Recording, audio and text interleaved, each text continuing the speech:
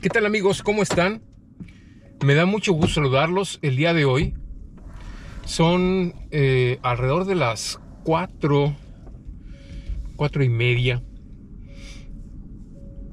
en un día frío, pero soleado, lindo. Está bonito el día.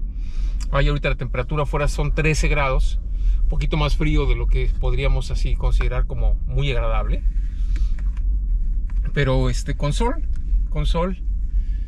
Y me da mucho gusto saludarlos. Yo soy Ernesto Zoido y soy un consultor migratorio regulado por el gobierno de Canadá. Sin embargo, estos videos que hago en la tarde, saben que hago dos videos, uno en la mañana con temas migratorios, noticias de interés, de actualidad, etcétera, programas, y que hago en mi camino a casa de mi hijo, donde lo recojo para ir al gimnasio, ¿no? Esa es nuestra rutina de todos los días lo hacemos. Y aprovecho para pues ya de una manera un poco más relajada, sobre todo simplemente platicarles mi experiencia de cómo ha sido mi adaptación aquí en Canadá, ¿no? Voy a cumplir este 1 de diciembre, voy a cumplir 8 años de haber llegado a el que considero el mejor país del mundo, y lo hice por la vía de los estudios. Me convertí en residente permanente por medio de los estudios. Actualmente estoy muy cerca de conseguir la ciudadanía de este país. Esto va a suceder en enero del próximo año, el 15 de enero, por ahí, la tercera semana de enero. Voy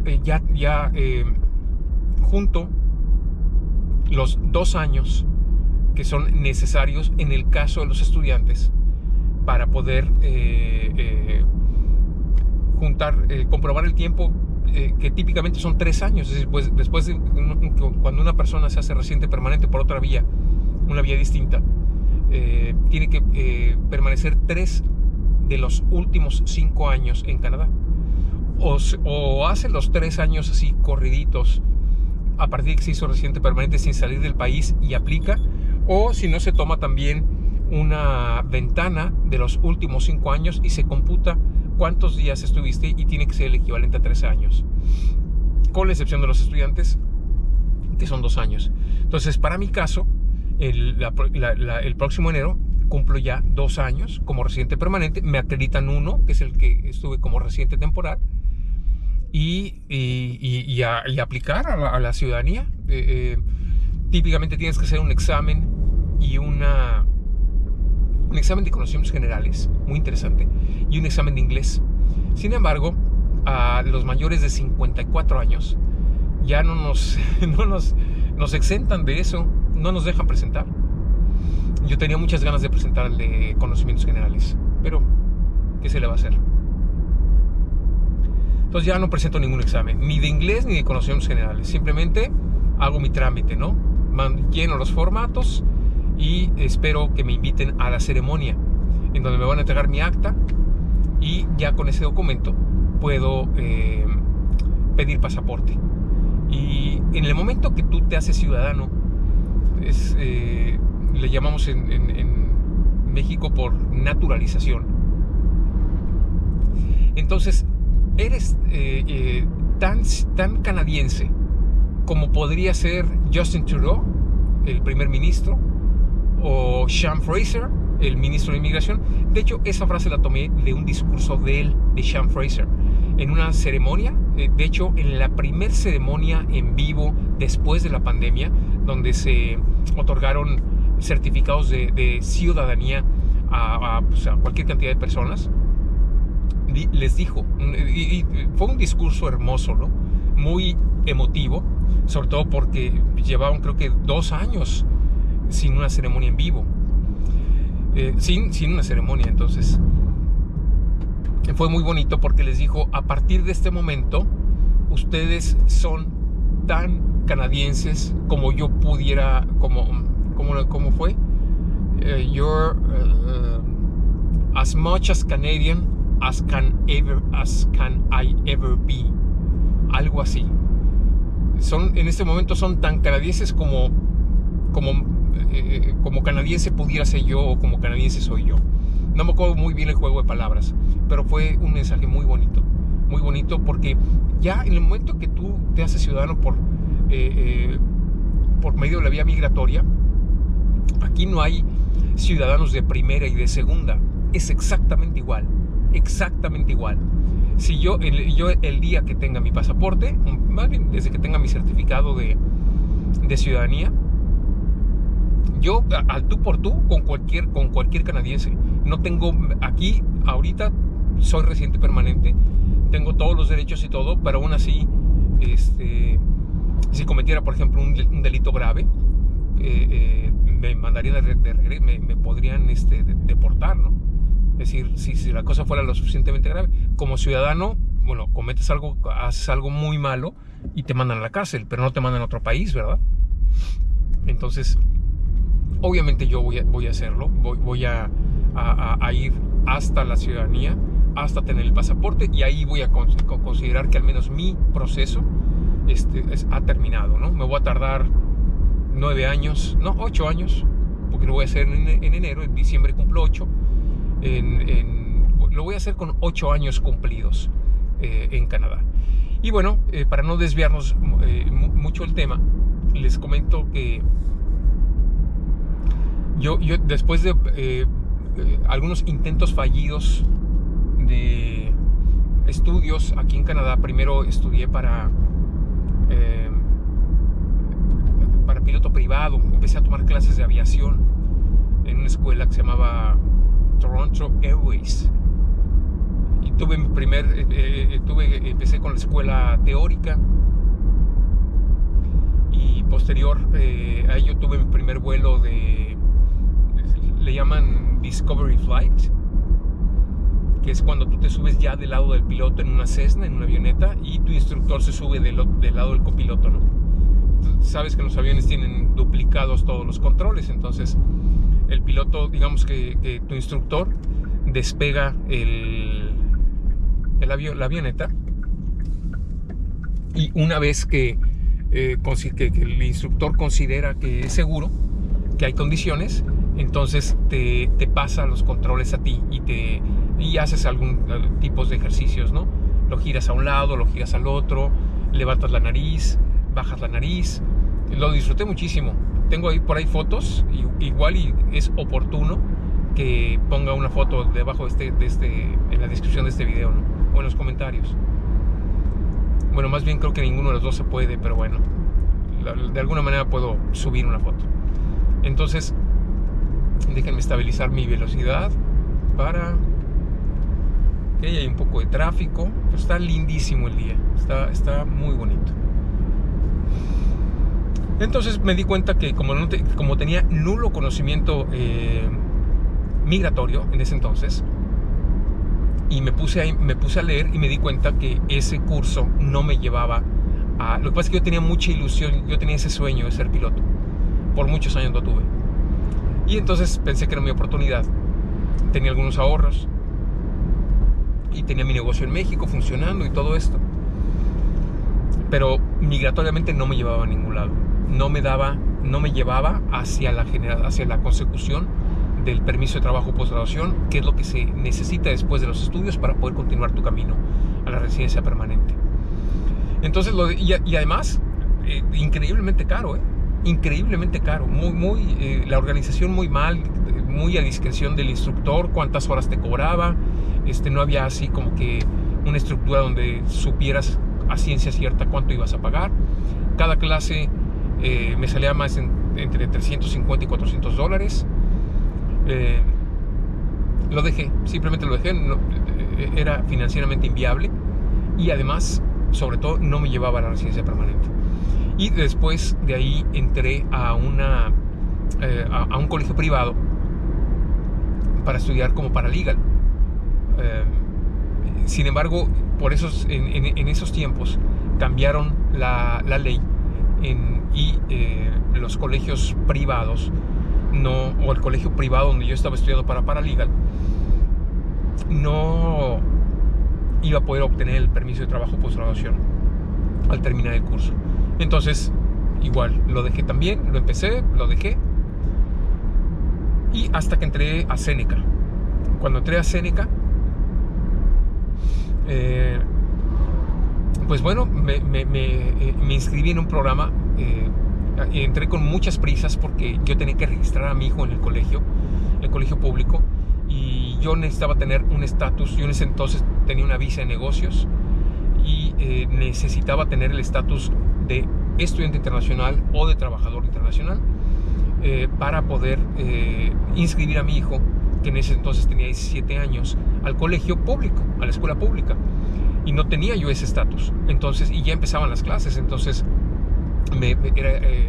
tenía esa premura, y entonces simplemente vi el primer programa que se me cruzó, que estaba más o menos relacionado con lo que yo hacía en México, que fue International Transportation and Customs, y empecé en Seneca College a estudiar. Me parece que en septiembre, en el fall, en el semestre que empieza en septiembre, ¿no? Y bueno, empecé. Y ¿cómo era mi vida en Seneca? Bueno, digamos que un día típico, y todos los días eran prácticamente iguales.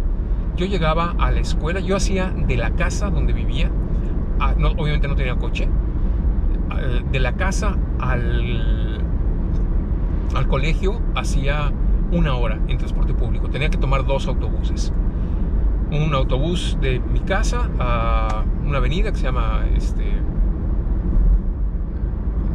Morningside y Finch, y de ahí tomaba un segundo camión que me llevaba hasta la escuela. Yo llegaba a la escuela a las 7 de la mañana, es decir, salía lo suficientemente temprano como para poder hacer 1 hora de camino. A las 6 de la mañana yo estaba esperando mi autobús, a veces, normalmente un poquito antes, 10-15 minutos antes, y llegaba a las 7 en punto, unos minutos antes a veces. Hacía lo primero que Seneca es enorme, tiene muchos edificios, es como si fuera toda una ciudad, ¿no? Hay las residencias, los edificios de las residencias de los estudiantes, los laboratorios, el complejo deportivo. Hay cualquier cantidad es muy grande. Entonces, yo ya tenía un Tim Hortons, hay varios Tim Hortons dentro de la escuela también, y del campus, y ya tenía yo el mío, el preferido, que abría a las 7 de la mañana. Entonces yo llegaba, típicamente no habían abierto, me formaba a esperar que abrieran, y lo primero que hacía era pedir un café extra large y no era un muffin, era un bagel, un cinnamon raisin bagel con toasted with butter, tostado con mantequilla y mermelada de fresa. Y entonces así empezaba mi día, ¿no? Me iba a unas mesitas que estaban ahí cerquita a comerme mi bagel para tener algo en la pancita y mi café. De ahí me iba a la biblioteca. Cuando tenía clase, porque tenía clase típicamente en la mañana, todas mis materias, simplemente tomaba la clase, terminaba la clase y luego regresaba otra vez a la biblioteca. La agarré como si fuera mi oficina. Ahí llevaba yo mi propia laptop, ahí tenía señal de internet, un lugar donde trabajar, un poco ruidoso, pero bueno, aunque era la biblioteca, había ruido. Pero ustedes recuerdan que mientras yo estaba estudiando, de todas maneras veía mi negocio en México. Tenía un negocio de importaciones, una comercializadora. Entonces era intenso, ¿no? Era intenso porque pues o estaba en clases o estaba en la biblioteca haciendo los trabajos. Te dejaron muchísimos trabajos, essays, ensayos, o estaba viendo asuntos o estaba hablando con algún cliente, o estaba preparando una cotización, viendo una operación, coordinando una operación. Había muchísimo que hacer, facturando. Y bueno, y eso lo hacía aproximadamente así. Bueno, así hasta las 12. A las 12, pasara lo que pasara, a menos que estuviera en clase, pero típicamente a las 12 no tenía clase. Entonces a las 12 me iba a una de las áreas de comida rápida dentro del mismo campus, ¿no? Recuerden, no tenía coche y no podía ir a ningún lado. Y me formaba en el subway. Y en el Subway me pedía mi medio, es foot long el completo, o 6 inch la mitad, ¿no? Y entonces, como tampoco tenía mucho dinero, pues entonces me pedía el Subway del día, que es el más baratín, ¿no? Un día de atún, otro día de carnes frías, otro día así, ¿no? ¿Ya vieron cómo me rebasó ese? Entonces, religiosamente, de 12 a 12 y media, me agarraba yo una mesita y me comía mi lunch. Regresaba, si tenía clase al salón, si no tenía clase a la biblioteca, y así hasta las 3. A las 3,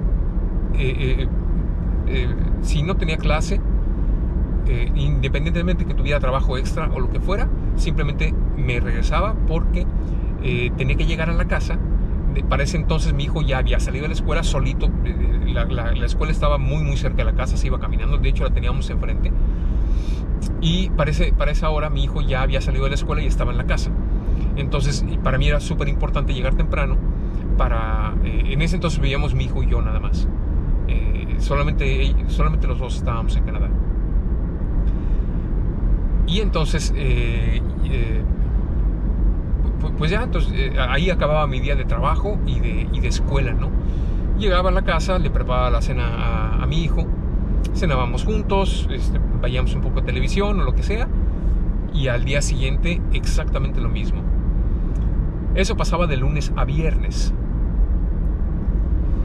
Nada más tenía clase de lunes a viernes. Los sábados y los domingos trabajaba en un restaurante, porque recuerden que yo tenía un permiso, o sea, podía trabajar 20 horas a la semana. Y lo hacía en un restaurante que en la parte de, digamos que en el ¿cómo le llaman a esto? En el patio. Era un edificio, los primeros 2 pisos. La primera planta era el restaurante, así como que internacional. Era un restaurante que se llamaba Wayne Gretzky's, que me parece que ya lo quitaron en honor o propiedad de precisamente Wayne Gretzky, que es considerado el mejor jugador de hockey de toda la historia de Canadá. Y ya saben que aquí el hockey sobre hielo es importantísimo, ¿no? Entonces bueno, pero en la parte de hasta arriba del edificio, en un edificio de 3 pisos, entonces lo que era como, sí, el techo, ahí estaba habilitado un patio donde era un concepto de comida mexicana. Entonces yo ahí trabajaba los fines de semana. Me contrataron como cook, como cocinero. Sin embargo, me di cuenta que me habían engañado y el primer día el chef me puso a lavar trastes. Y yo creo que pensó que si me ofrecía la parte de lavatrastes no iba a aceptar. Por supuesto que yo iba a aceptar. Yo lo único que necesitaba era llenar mis 20 horas de trabajo. Y bueno, eventualmente pasé a la cocina y se cerró el concepto del patio. Había un problema ahí importante. No voy a entrar en detalles, pero había un problema muy muy importante entre pues prácticamente todo el personal. Fue tan importante el problema que los corrieron a todos. Estamos hablando desde el chef que llevaba ese proyecto hasta todos, ¿no? Entonces, no, creo que el chef ya había renunciado antes, no me acuerdo, no estoy seguro. No sé si ya había renunciado antes. O no sé, es igual, pero simplemente yo un día llegué y ya no tenía compañeritos, ya no tenía jefe, ya no tenía nadie, ¿no? Y entonces yo me dirigí con el chef ejecutivo para preguntarle si yo también estaba corrido, ¿no? Pero me dijo que no. Y entonces yo le pedí que me dejara trabajar en el restaurante de abajo. Pero bueno, me estoy yendo muy a detalle, no es el objetivo de este video. Simplemente yo hoy quiero compartirles cómo era mi vida de estudiante. Hacía esas 10 horas el sábado, hacía otras 10 horas el domingo. A veces me cortaban antes, a veces terminaba haciendo 16 horas o 15 horas. Y bueno, yo llegaba, digamos que mi semana terminaba el domingo en la noche.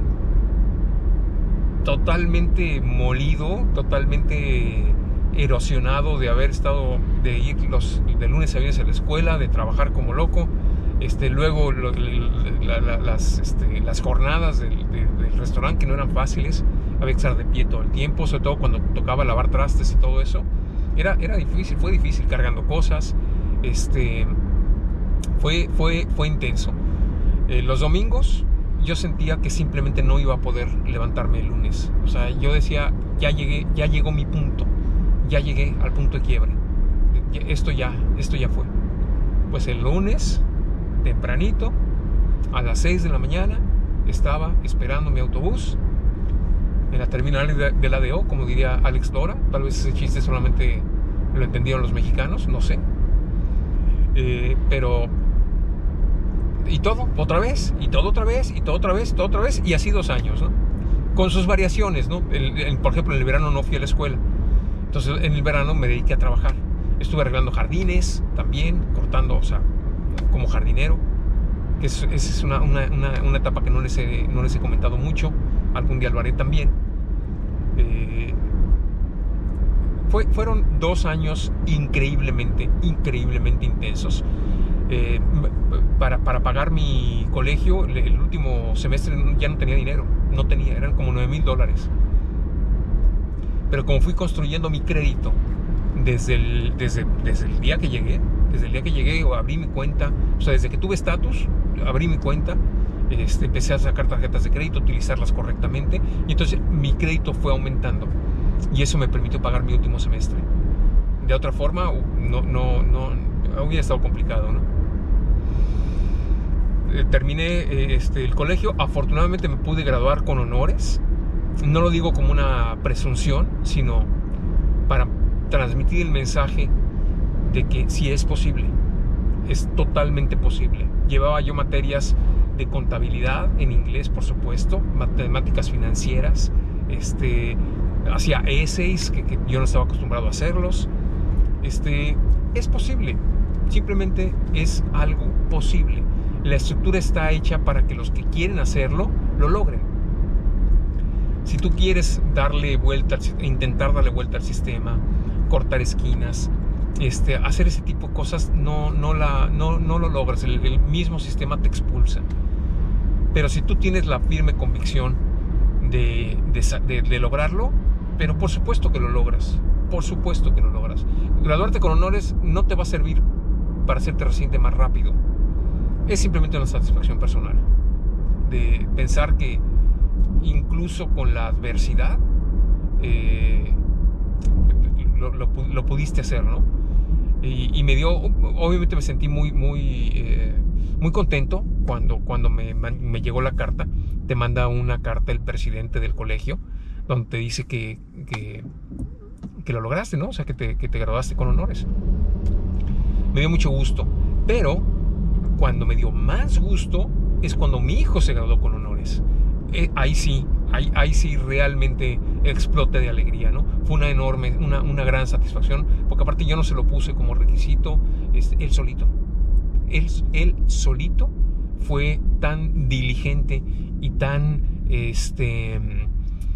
dedicado y tan responsable en su proyecto académico que lo hizo. Se graduó con honores. Ustedes saben que él es paralegal, tiene una licencia para ejercer como paralegal, que es como un abogado junior, está regulado por la Law Society of Ontario. Y bueno, así la historia. No me arrepiento un segundo de haber tomado la vía de los estudios para poder llegar a este país. Fue increíblemente benéfico. Bueno, fueron 2 años, imposible resumir en una plática de 30 minutos 2 años, ¿no? Tal vez tengo algunas fotos por ahí que si les interesa las puedo subir a la parte a la pestaña de Community. Y pregúntenme si les resulta curioso este tema de cómo fue mi experiencia como estudiante. Ahora, recuerden que yo tenía pues tal vez 49, 47, creo que entré de 48 años al colegio. Típicamente en mi salón yo era mayor que el profesor. Por supuesto que todos mis compañeritos y que el profesor también. Normalmente yo era la persona más de más edad en el salón.